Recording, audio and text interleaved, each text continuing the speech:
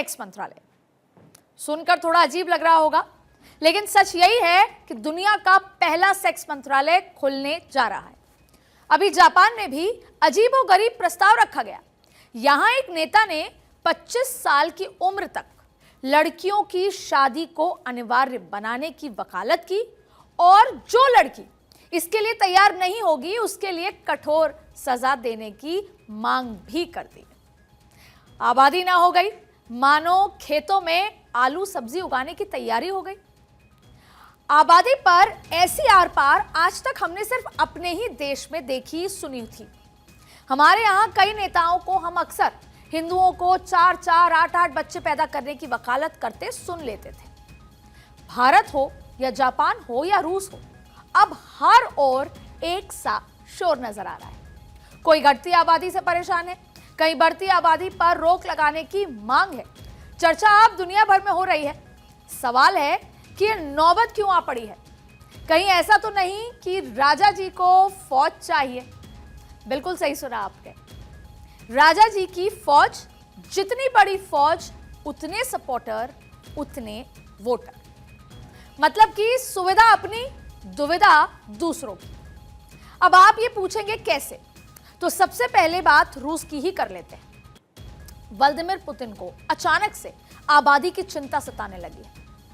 चिंता इस कदर बढ़ गई कि वहां सेक्स मंत्रालय बनाने तक की बात पहुंच गई। इस पे काम चल रहा है, और इससे पहले वर्क प्लेस पर सेक्स के लिए अलग से छुट्टी देने की बात तो वहां पहले ही हो चुकी है। आखिर ये चिंता क्यों बढ़ी? इसके पीछे रूस की आबादी एक बड़ी वजह है। जहां करीब करीब 14 करोड़ से ज्यादा जनसंख्या है, उनके पास टेक्नोलॉजी है, युद्ध लड़ने का साजो सामान भी है। लेकिन एक सच ये है कि रूसी अपने बच्चों को अब जंग के मैदान में जाने से रोक रहे हैं, नहीं भेजना चाहते, क्योंकि रूस और यूक्रेन के बीच जारी जंग को 1000 दिन से ज्यादा का वक्त हो चुका है। ये कब रुकेगी ये कहना मुश्किल हो गया है।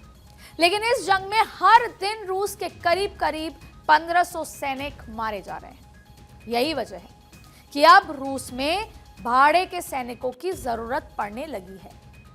आपने सुना होगा कि भारत के भी कुछ लड़कों को धोखे से रूसी सेना में शामिल किया गया था, और जिनको यूक्रेन के खिलाफ जंग लड़ने के मैदान में लाकर खड़ा कर दिया था।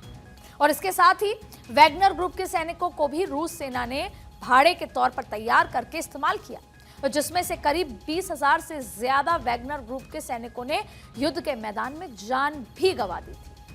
कहने का मतलब यह है कि भले ही रूस दुनिया में चौथी सबसे बड़ी सेना रखने वाला देश हो, लेकिन जंग के मैदान में लड़ने के लिए लड़ाके कम पड़ने लगे हैं।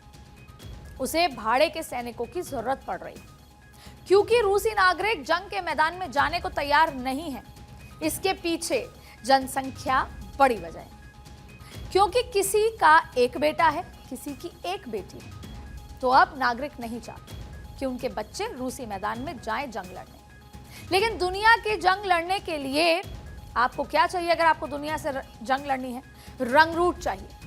तो कहीं किसी को मजदूर चाहिए, इसलिए वो बच्चे पैदा करने पर जोर दे रहे हैं। तो कहीं किसी को वोट चाहिए, इसलिए वो डर दिखा रहे हैं कि हिंदुओं की बहुसंख्यक आबादी अगर बच्चे पैदा करने में पीछे रह जाती है, तो वो दिन दूर नहीं जब अपने ही देश में हिंदू अल्पसंख्यक होगा और मुस्लिम बहुसंख्यक।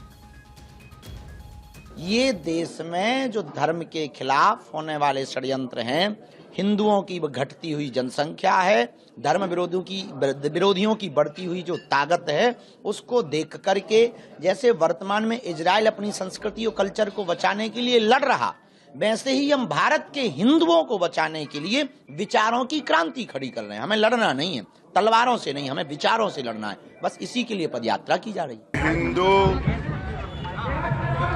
की संख्या